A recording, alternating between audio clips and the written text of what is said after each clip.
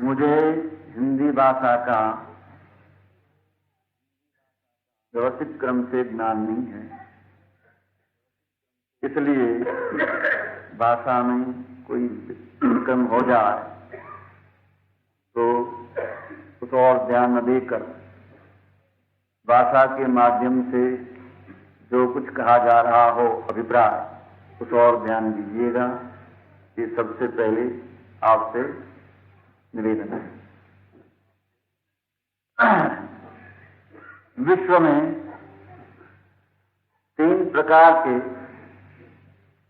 प्राणी देखने में आते हैं, सुखी, दुखी और ढोंगी। सुखी वे हैं जो सर्वतंत्र स्वतंत्र हैं, अतएव स्वस्थ हैं। दुखी वे हैं परतंत्र हैं, क्योंकि स्वतंत्रता खो बैठे हैं। पर के तंत्र में पराधीन होकर के वे परस्थ हैं। ढोंगी वे हैं जो न तो सुखी हैं पर फिर भी सुखी का दिखावा करते हैं, और जो परतंत्रता के साधन हैं उनकी प्राप्ति के लिए तड़पते हैं। अतएव वे दुखी हैं, ऐसा मानते हैं, पर वे ढोंगी हैं। यहां ढोंगियों को साधन क्रम में स्थान नहीं है, पर जो दुखी हैं उनके विषय में कुछ कहना है। जो स्वस्थ हैं उनके लिए भी कुछ कहना नहीं। दुखी वे हैं कि जो परतंत्र हैं। परतंत्र शब्द पर वस्तु का इकरार करता है और स्ववस्तु का भी उद्बोधन करता है, स्वस्वरूप का भी उद्बोधन करता है। तो जो स्व है और पर है उसका विवेक भी सबसे पहले आवश्यक है। ये जो दिखाई पड़ता है एक दूसरे के परिचय देते हुए हम लोग बतलाते हैं कि ये मैं हूं। ये जो दिखाई पड़ता है ये है शरीर, ये केवल मोटर गाड़ी है, और उसमें जो स्वतत्व है वो है ड्राइवर तत्व। शरीर मोटर तुल्य क्यों है कि मोटर में बॉडी, मशीनरी और अग्नि तत्व ये तीनों हैं। ऐसे ये 3 शरीर स्थूल, सूक्ष्म, कारण ये वेदांत शैली से कहे जाते हैं, और जैन शैली से औदारिक, तेजस, कार्म की संज्ञा दी गई है। औदारिक शरीर ये बॉडी है, कारवान शरीर ये मशीनरी है, और तेजस शरीर ये अग्नि तत्व है। तेजस शरीर को सूक्ष्म के नाम से वेदांत पुकारता है। ये बनी बनाई मोटर है, और उसमें जो ड्राइवर तत्व है जो केवल देखता है, जानता है, और मोटर के क्रिया में वो केवल प्रेरक है। प्रेरणा नाम की क्रिया वह करता है। प्रेरीय क्रिया मोटर की जो है उसका मोटर में ही संबंध है, और क्रियाफल भी ड्राइवर और मोटर की क्रिया का क्रियाफल भी भिन्न है। हम लोग एक दूसरे को परिचय देते हुए कहते हैं कि ये मैं हूं, मैं पुरुष हूं, मैं स्त्री हूं, मैं भारतीय हूं, यूरोपियन हूं, मैं ब्राह्मण, क्षत्रिय, वैश्य, शूद्र हूं, मैं बुढ़ा, बाल, युवा हूं, इत्यादि रूप में जो परिचय दिया जा रहा है वो गलत है। वो केवल मोटर का परिचय है। मैं को बुला दिया है, जो वास्तव में मैं है वो विस्मरण हो गया है। ये निश्चित बात है कि जब तक अपने आप का होश नहीं, भान नहीं, बेहोशी में जो मोटर है उसको ही हम अपने आप को ड्राइवर तत्व के रूप में मानते हैं। ये सबसे प्रथम भूल है, ये सभी भूलों की जड़ है। जब तक ये भूल नहीं मिटेगी तब तक हम स्वस्थ नहीं हो सकते, और स्वस्थ नहीं है स्वतंत्र नहीं रह सकते, परतंत्र ही रहेंगे। इसलिए सबसे पहले व्यक्ति के निर्माण में अपने आप के स्वरूप को पहचानना और स्वस्थ होना आवश्यक है। जिन्होंने अपने आप को मोटर से भिन्न ड्राइवर तत्व के रूप में पहचान लिया, अतएव अपने देखने जानने की जो शक्ति, चेतना शक्ति, उसको स्वरूपस्थ कर लिया है। वे स्वस्थ हैं, उन्हें संसार में आदि व्याधि और उपाधि जन्य परिस्थितियां जरा सा भी विचलित नहीं कर सकती। वे हर हालत में सुखी हैं। सुख का लक्षण है अव्यावाद, जो किसी को बाधक न हो, अतएव किसी से बाधित न हो, उसको कहते हैं अव्यावाद। यह है सुख का लक्षण। तो ये जो सुख दूसरों से हम प्राप्त करते हैं, उन्हें कष्ट देकर के वह सुख हमारे पास आता है, उसकी तासीर भी कष्ट देने की है, इसलिए हमको भी कष्ट देकर के चला जाता है। जो आता है वो जाता है, ये नियम है। इसलिए वो बाधित है, स्थायी रह नहीं सकता, किसी के द्वारा आता है, इसलिए वो परतंत्र है, वो अपने काम में नहीं आता, ड्राइवर तत्व के काम में नहीं आता। अतएव सुख का लक्षण जो बतलाया अव्यावाद, वो अपने से अभिन्न होना चाहिए। जो सुखी होना चाहता है, वो जो तत्व है उससे सुख अभिन्न होना अनिवार्य है। यदि आप शाश्वत है तो सुख भी शाश्वत है। ड्राइवर तत्व शाश्वत है, अतएव ड्राइवर तत्व ही सुख का पिंड है, अव्यावाद सुख स्वरूप ही है। ये ज्ञानियों ने बतलाया है। तो जिन्होंने अपने आप को ये मोटर से भिन्न प्रत्यक्ष पा लिया है और अपने आप के दर्शन करते हुए वे परितृप्त हो गए, क्योंकि आप ही परमानंद घन स्वरूप है। अपना ही स्वरूप सुख से रहित नहीं है, सुख पिंड है।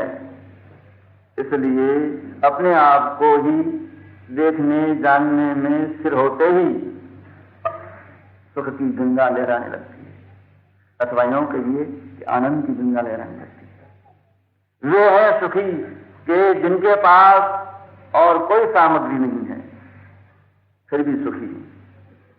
शरीर चाहे कैसा भी रहे, कुटुंब या कोई परिचारक वर्ग नहीं है, अकेले हैं। जिनके पास कुछ नहीं है, उनके पास सब कुछ है। अपने आप में वो सब कुछ है। इसलिए जो सर्वतंत्र स्वतंत्र हैं, जिन्होंने स्वतंत्र का साक्षात्कार कर लिया है पर से भिन्न रूप में, और अपने स्वरूप में ही जो कुछ आवश्यकता की पूर्ति के लिए चाहिए वो सब कुछ पा लिया है, अतएव वे स्वस्थ हैं। अपनी देखने जानने की चेतना शक्ति को अपने आप के प्रदेश में ही स्थिर रखे हुए रहते हैं। वे हैं सुखी। और ये बात जब जानने में आई दुखियों को कि इस प्रकार सुख की उपलब्धि हो सकती है, सत्संग द्वारा जिन्होंने ये तत्व समझ में ले लिया है पर अभी उसकी उपलब्धि नहीं हुई है, वे हैं उसके लिए तड़पते हैं, अतएव दुखी। दुखी तीन प्रकार के हैं, जिज्ञासु, भक्त और योगी। जिज्ञासु तत्व ज्ञान के लिए तड़पते हैं, भक्त भगवान अर्थात ज्ञानवान ज्ञानी मार्गदर्शक उनके लिए तड़पते हैं, और योगी अपने मनोयोग, वचन योग और काय योग उसकी उपशांति के लिए तड़पते हैं। अतएव दुखी है।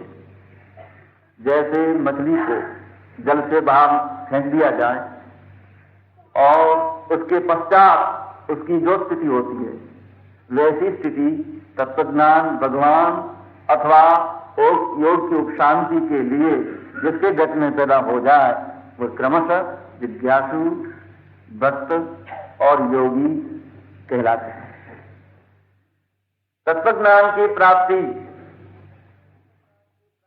भगवान की प्राप्ति और योग की उपशांति, उपशांत दशा की प्राप्ति, ये 3 श्रेणियां हैं। सबसे पहले योगी बनना होगा। जो योगी नहीं बन सका है वो भक्त भी नहीं बन सकता और तत्वज्ञ भी नहीं बन सकता। योगी शब्द की परिभाषा हम दूसरे ढंग से कहेंगे। योग यानी जुड़ा। ये ड्राइवर तत्व इस मोटर में विराजमान है और स्वयं परम ज्योति स्वरूप है। अपनी चेतना शक्ति को लिए हुए है, अतएव उसको चेतन ये संज्ञा दी है। अतति सातत्येन गच्छति सांस्तान पर्यायान।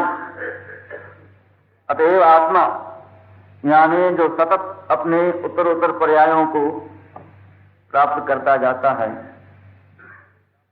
अतएव उसको आत्मा में कहते हैं। और जीवत्व स्वभाव के कारण जो सदा सर्वदा जिंदा ही जिंदा बना रहता है, किसी भी हालत से मर नहीं सकता, अतएव उसको जीव संज्ञा दी हुई है। यही है ड्राइवर तत्व। आत्मा की बहिर्मुखी स्थिति है तब तक उसको बहिरात्मा, अंतर्मुखी स्थिति है तब तक अंतरात्मा, और जब चेतन चेतना स्थायी स्थिर हो गए तब उसको परमात्मा की संज्ञा दी गई। परमात्मा के नाम से ईश्वर, अल्लाह, खुदा, ब्रह्मा, विष्णु, महेश, शिवशंकर इत्यादि अनेक संज्ञाएं दी गई, और ये सब ड्राइवर तत्व को स्पर्श करते। हम अनेक संप्रदायों के माध्यम से जो भगवान अथवा ईश्वर इत्यादि के नाम से जो कुछ सुनते हैं, वो सब ड्राइवर तत्व की महिमा है। इस ड्राइवर को छोड़ करके अलग कोई परमात्मा है न ईश्वर है। जिन्होंने अपने ड्राइवर तत्व का, अपने स्वरूप का साक्षात्कार कर लिया, अपने ऐश्वर्य को जिन्होंने पहचान लिया, प्रकट किया, वही ईश्वर हैं, वही अल्लाह हैं, वही खुदा हैं, वही तीर्थंकर हैं, वही ब्रह्मा हैं, विष्णु हैं, महेश हैं, और ऐसे जितने जितने नाम हैं वो सब कुछ है। देशकाल और पात्र भेद से, भाषा भेद के कारण ये अलग अलग संज्ञाएं दी गई। जो योगी शब्द की परिभाषा को समझने के लिए हम संकेत कर रहे हैं, यहाँ के ड्राइवर तत्व परम ज्योति स्वरूप है। जैसे आकाश में सूर्य का बिंब प्रकाश पिंड है। ये बिंब में वर्णगंध रस सहित जो अणु हैं उनसे बना हुआ है, अतएव इंद्रियगम्य है, और वह जो ड्राइवर तत्व है वो चेतन सूर्य कहलाता है। कि चेतना शक्ति संपन्न होने से चेतन कहलाता है। ये इस ज्योति जिसको वर्णगंध रस स्पर्श नहीं है, अतएव इंद्रियगम्य नहीं, परम ज्योति स्वरूप है। तो अपनी चेतना शक्ति जो प्रकाश रूपा है, उसके माध्यम से आप देखता है, जानता है, करता करता कुछ नहीं, केवल देखता है, जानता है। बाकी करने का जो कुछ ख्याल है वो केवल अभिमान मात्र है। यहां मतलब यह है कि दैहिक क्रिया, वाचिक क्रिया और मानसिक क्रियाएं होती हैं। इन तीनों ही क्रियाओं का कर्ता वो ड्राइवर तत्व नहीं है, प्रेरक तत्व है। इसका यह अकर्ता है, पर देखने की क्रिया, जानने की क्रिया का कर्ता तो आप ही। अब ये जो देखने की क्रिया, जानने की क्रिया इत्यादि करता है, बाहरी दृश्य प्रपंच को देखने जानने के लिए जब अपनी चेतना शक्ति को वापरता है, तब ये तीनों मशीनें, शरीर, वाणी और मन, इनमें अपनी चेतना करंट को जोड़ता है। ये जोड़ना उसको कहते हैं योग। ये भी धातु से योग शब्द बनता है। इसको कहते हैं योग। जब चेतना करंट को मन रूप मशीन से जोड़ा तब कहा जाता है मनोयोग। वाणी रूप मशीन से जोड़ा तब वचन योग, और शरीर रूप मशीन से जोड़ा तब काय योग है। अब ये बाहरी बाहर अपने तीनों मशीन के जरिए चेतना करंट को प्रसारित करके और बाहरी बाहर देखता है, बाहरी पदार्थों को जानता है, पर देखने जानने वाला खुद का स्वरूप को नहीं देख पाता, नहीं जान सकता। और जैसे रिकॉर्ड के ऊपर तीन टच हो तब संगीत का अनुभव होता है। यदि थोड़ा सा भी तीन का और रिकॉर्ड का संबंध का अभाव हो तो संगीत का अनुभव नहीं होता, लेक्चर का अनुभव नहीं होता। इसी तरह अपने ही देखने जानने की जो चेतना शक्ति प्रकाश रूपा है, उसको अपने ही चेतन सूर्य के साथ टचिंग करने से ही उस सुख की अनुभूति होती है जो अव्यापार है, क्योंकि दूसरों से प्राप्त नहीं होता, इसलिए वो चला नहीं जाता। दूसरों को कष्ट देकर नहीं आता, इसलिए स्वयं बाधित नहीं होता। अतएव अव्यापार है। ये तीन ऊंचे उठी हुई है, जिसको हम राजस्थानी भाषा में सुरता कहेंगे, लक्ष्य कहेंगे, ध्यान कहेंगे। वो तीन है। हमारा ध्यान, हमारा लक्ष्य, हमारी सुरता दृश्यों में लगी हुई है। दृश्यों में वह चीज नहीं है जो हम ढूंढ रहे हैं, इसलिए वैसी अनुभूति भी नहीं हो सकती। उसके अभाव में आकुलता पैदा होती है, दुख पैदा होता है। ये आकुलता बहिर्मुखी अपनी चेतना शक्ति को भटकाने से ही पैदा होती है। ये मनोयोग द्वारा, वचन योग द्वारा और कायोग द्वारा यही स्थिति है। अतएव योगों की उपशांति करना, ये जिन्होंने समझ लिया है वे योगी बनने के अधिकारी हैं। जब तक मन को स्थिर नहीं किया, वाणी और शरीर को भले कर लिया, तब तक भी काम नहीं होता। वाणी को स्थिर करना, शरीर को स्थिर रखना और साथ साथ मन रूप जो मशीन है उसको भी स्थिर करना। मन दो तरह के हैं, एक मशीन रूप और एक करंट रूप।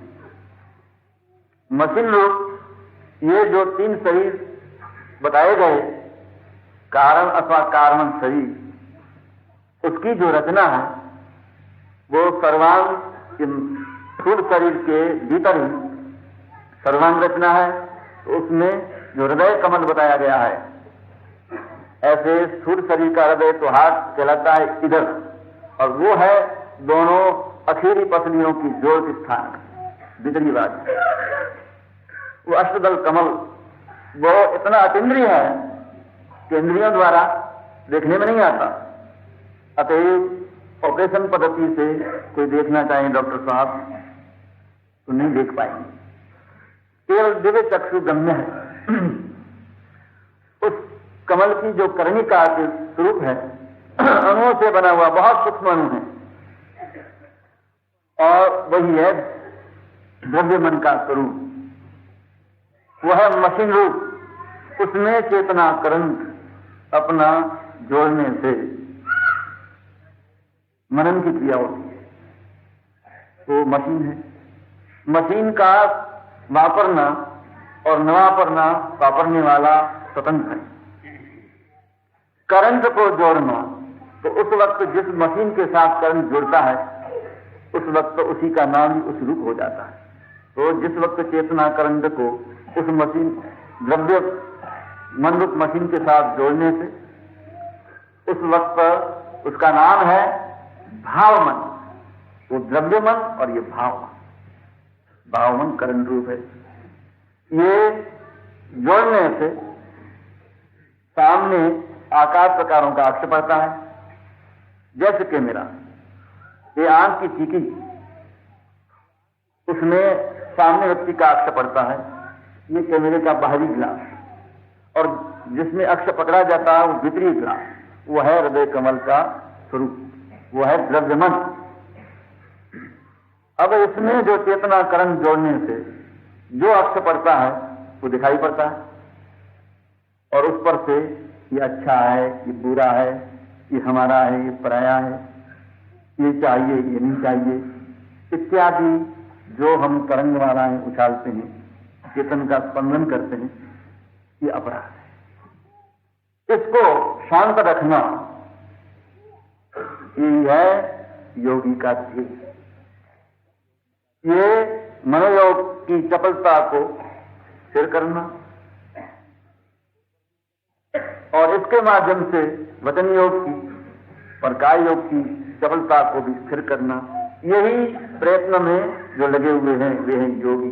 पर प्रयत्न सिद्ध नहीं हुआ है, अतएव तड़पते हैं, अतएव दुखी हैं। जिन्होंने तीनों योगों का कंट्रोल कर लिया, तीनों में मुख्य है मन यानी भावमन। वेदांत शैली से मन, बुद्धि, चित्त, अहंकार, ये जो कुछ कथन है वो सब इसी के अलग अलग स्टेज के नाम हैं। जो करंट है जब जोड़ते हैं तो उसके अलग अलग परिस्थितियों का अलग अलग नाम संज्ञाएं दी गई हैं, मन, बुद्धि, चित्त, अहंकार आदि। जैन दर्शन ने केवल समग्र रूप में एक ही बात कहा है। ये मनोयोग जहां कंट्रोल में आया, और फिर भी भीतर जो आवरण है, भीतर कार्बन क्वालिटी का गैस इतना जमा हुआ है, यानी जिसको कार्बन संज्ञा दी गई है, ऐसा जो शरीर, कारण शरीर अथवा कार्बन शरीर, वो भीतर पहले से जमा है, वो इतना घना है कि उसको हटाने में समर्थ नहीं हो रहे। ज्ञान निष्ठा द्वारा अथवा भगवन निष्ठा द्वारा जो मस्तिष्क प्रधान व्यक्ति हैं और हृदय प्रधान व्यक्ति हैं, प्रयत्न करते हैं, मन लगाते हैं, एकाग्रता बराबर है उनके पास, पर अब तक वो पर्दा नहीं हटा जो दृष्टि और दृष्टा के बीच है। तो जिनका पर्दा अभी ज्यों का त्यों है, नहीं हट रहा है, अतएव भीतर की आंख बंद है, अतएव अंधे हैं। तो जब तक अंधे रहें तब तक जो देखते पुरुष हैं उनका सहारा लें। वो देखता पुरुष नहीं मिल रहा है, उसकी खोज में है, अतएव जो दुखी है। भगवान शब्द का अर्थ है भगो अस्यास्ति भगवान। भग शब्द के कई अर्थ हैं, उनमें ज्ञानार्थ भी है। यानी ज्ञानवान, ज्ञानी जो अपनी रोशनी को निरावरण करके अपने स्वरूप को प्रत्यक्ष देख चुके हैं, देख रहे हैं, जान रहे हैं और उसी में ही रम रहे हैं, उन्हीं को कहते हैं भगवान, उनको कहते हैं ईश्वर, उन्हीं को कहते हैं अल्लाह, खुदा, ब्रह्मा, विष्णु, मैं, तीर्थंकर इत्यादि। ऐसे पुरुषों की खोज करते हैं, उनका मार्गदर्शन प्राप्त करना ये जिन्होंने निर्णय कर लिया है, अतएव उनकी खोज में हैं और नहीं मिल रहे हैं, इसलिए वे दुखी। उन्हें धन नहीं चाहिए, सत्ता नहीं चाहिए, यह ऐश्वर्य नहीं चाहिए, शरीर स्वास्थ्य भी नहीं चाहिए, कुटुंब विस्तृत हो या न हो उसकी भी परवाह नहीं, पर उनको केवल वो चाहिए, वो मार्गदर्शन। भगवान सदगुरु का नाम भी है। भगवान कथनचित गुरु भी है और गुरु कथनचित भगवान भी है, ज्ञानवान है। अतएव उन्हीं के सहारे जो कार्य हो सकता है स्वयं प्रयत्न करते हैं, पर सफलता नहीं मिलती। सहारा अनिवार्य है और सहारा नहीं मिल रहा है, अतएव दुखी है। यदि प्रयत्न करते हुए सच्ची लगन हो तो यथा समय किसी न किसी रूप में ये भगवान, ये गुरु प्राप्त होते, मार्गदर्शक प्राप्त होते। उनके ऊपर अपने पास जितना प्रेम है पूर्ण रूप में निछावर करने से, और वृत्ति एकाग्र पहले से है, प्रेम निछावर होते ही वही आकार अपने भीतर चैतन्य दर्पण में प्रकट होता है, जिसको कहते हैं साकार दर्पण, भगवान का साकार दर्पण। ये वास्तव में क्या है? आत्मा में जैसे ज्ञान शक्ति है, जानने की शक्ति, दर्शन शक्ति है, देखने की, ऐसे ईश्वर शक्ति भी है। जैसे वट वृक्ष के बीज में एक बड़ा भारी वट वृक्ष छिपा हुआ है, ऐसे इस ड्राइवर तत्व में ही ईश्वर शक्ति छिपी हुई है, ज्ञान शक्ति छिपी हुई है, प्रयोग द्वारा प्रकट होती है। तो जिन्होंने ईश्वर शक्ति को प्रकट कर लिया है वे हैं ईश्वर, वे हैं भगवान, वे हैं जगगुरु, वे हैं परम गुरु, वे हैं सद्गुरु। उनके प्रति अपने पास जितना प्रेम न्यौछावर करें तो वो आकार, इसी आकार रूप में अपने ही भीतर जो छिपी हुई शक्ति है प्रकट होती है। यह है भावना की सिद्धि। जिस रूप में हम चाहेंगे उस रूप में वो आकार प्रकट होता है। ये जितने संप्रदाय देव तत्व के वेद रूप में कुछ मान्यता रखते हैं, ये देवों की जो विविधता है उसका कारण ये प्रकट होने के पश्चात दृष्टि उसी में लगी रहती है। चित्तवृत्ति प्रवाह अपने परमात्मा के साकार रूप में ही अनुसंधानित बनाए रखना, उसको कहते हैं शरण। शर यानी तीर, जैसे तीर को छोड़ते हैं जिस दिशा में उस दिशा में जाता है, इधर जाता है ना उधर, ऐसे चित्तवृत्ति प्रवाह, बाह्य कोई प्रलोभन है ही नहीं। अतएव केवल परमात्मा में प्रेम होने से उन्हीं के ही साकार स्वरूप में अनुसंधानित बना रहता है। उसी को शास्त्रीय परिभाषा में शरण कहा है। शरण की बड़ी भारी महिमा है। बिना शरण स्मरण टिकता नहीं। शरण जैसे जैन पद्धति में चत्तारि शरणम पवज्जामि, हरियंते शरणम पवज्जामि, सिद्धे शरणम पवज्जामि, साहु शरणम पवज्जामि, केवली पनत्तं धम्मम शरणम पवज्जामि। ये 4 शरण बतलाए।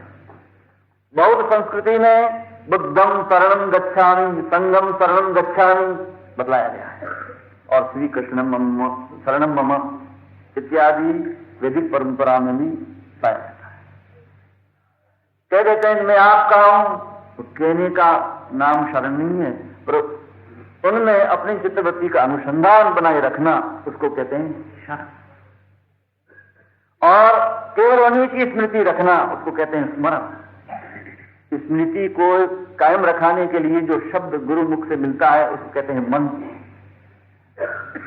ये मंत्र के माध्यम से वो स्मरण धारा को टिकाना, और स्मरण धारा को टिकाने के लिए शरण बनाए रखना। इस शरण और स्मरण युक्त जो जीवन वो भक्त जीवन है। भक्त यानी जुड़ा हुआ, विभक्त यानी बिखरा हुआ। वो जैसे इंजन में डिब्बा, ऐसे भगवान भक्त। इंजन में जो एनर्जी है वो सारी डिब्बे को भी काम में आती है। देखते पुरुष की आंखें अंधे को भी काम में आती है यदि उनका अनुसरण करे तो।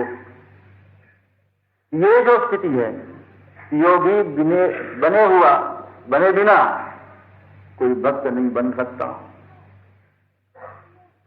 भक्त जीवन में प्रवेश होने के पश्चात आज्ञाधीन जीवन हो जाता है। प्रणय योग एकत्व थी वर्ती आज्ञा था, यानी जो भगवान की आकृति दिखाई पड़ती है, वे जो सामने जिसकी आकृति दिखाई पड़ती है वे तो निमित्त रूप भगवान, और ये उपादान रूप भगवान। उपादान अपने आत्मा से अभिन्न तत्व है। इसलिए ये परमात्मा जो भीतर दिखाई पड़ते हैं वो अपने आत्मा से अभिन्न है, अपने ही ईश्वर शक्ति इस रूप में प्रकट हुई है। अतएव उनसे ही आदेश और उपदेश मिलते हैं। वो आदेश और उपदेश के अनुसार प्रवृत्ति करे, पर अपना मन कहे ऐसा न करे। ये मनोयोग, वचन योग और काय योग की जो प्रवृत्तियां हम ऐसे ही करते हैं वो एक भी न करें सिवा उनके आदेश। यह भक्तमय जीवन, ये भगवान की आकृति के लिए जो तड़पता था, भगवान भी प्रकट हो गए और उनका शरण स्मरण भी मिल गया, तब बना भक्त। और भक्त ही तत्वज्ञ बन सकता है, वो जिज्ञासु होकर के तत्वज्ञ बन सकता है। भगवान के साकार स्वरूप में अथवा भगवान के आकार रूप में अपने चैतन्य दर्पण में जो आकार प्रकट हुआ है तो है अपना ही अभिन्न स्वरूप, उनके ही अभिन्न होने वाला। जब तक दोनों भिन्न रूप में देखता है तब तक वो भक्त ही कहलाता है।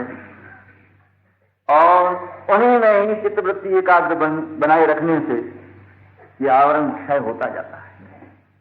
धीरे धीरे आंखें खुलती हैं। जैसे मोतिया आंख में आए और उसका ऑपरेशन करने के पश्चात नजर बराबर काम करने लगती है। ये पर्दे पड़ गए हैं, पर्दे हटने से हटाने की क्रिया है एकाग्रता।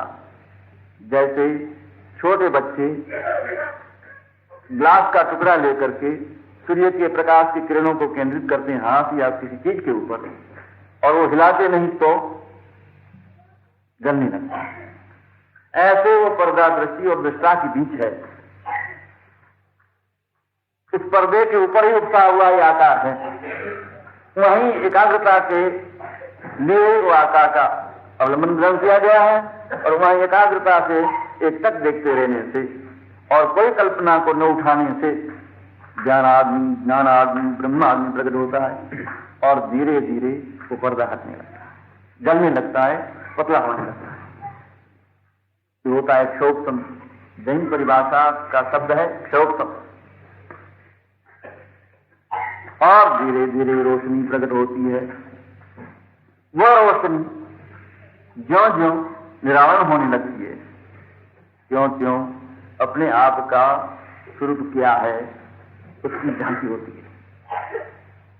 और धीरे धीरे उसकी जिज्ञासा बढ़ जाती है कि वास्तव में आत्मा कौन, परमात्मा कौन, ये विश्व क्या है, ये सारा विश्व विज्ञान क्या है। अब उठी और जब तक तृप्ति नहीं हुई, समाधान नहीं हुआ, तब तक उसके हृदय में उसके लिए ही तड़पन है, वो दुखी है। अतएव जिज्ञासु भी दुखी है। और होते होते ज्ञानियों की कृपा से भगवान निष्ठा के कारण एकाग्रता द्वारा उत्पन्न जो ध्यानाग्नि, उससे ज्यों ज्यों पतला पड़ता है और चिंतन भी जो होता है, प्रश्न उठता है, उसी में समाधान होता है। बाहर किसी से पूछने की जरूरत नहीं है। प्रश्न उठा तो समाधान। ये अपने आप भीतर से प्रश्न उठता है और अपने आप समाधान होता है। ज्यों ज्यों गहराई से चिंतन करते हैं त्यों त्यों एकाग्रता और ध्यानाग्नि सुलगते रहते हैं और पर्दा पतला पड़ता है और त्यों अधिक सूझता है। जड़ विज्ञान में विकास करते हैं, यदि मन कंट्रोल नहीं है तो कभी भी विकास नहीं कर पाते। एकांत में इसलिए वो रहते हैं, उन्हें खाने तक का ख्याल नहीं है, दुनिया किस स्थान में है, कैसी है, उन्हें ख्याल नहीं है। सप्ताह भर अपनी खोज करते करते और जो कुछ पल्ले पड़ता है वो सामने स्टेज पर आकर के दिखा, कुछ सुना देते हैं। कुछ न कुछ पूर्ण हो जाता है एकाग्रता के कारण। नई जो लिखी हुई नहीं, सुनी हुई नहीं, पढ़ी हुई नहीं, ऐसी कुछ बातें एकदम स्फुरित हो जाती हैं। उसका कारण ये है एकदम स्वरूप चिंतन, यानी जिस विषय का चिंतन करते उस विषय में। यहां केवल जो ड्राइवर तत्व है उसी का दर्शन करना है, उसी को जानना है, उसी में लीन होना है।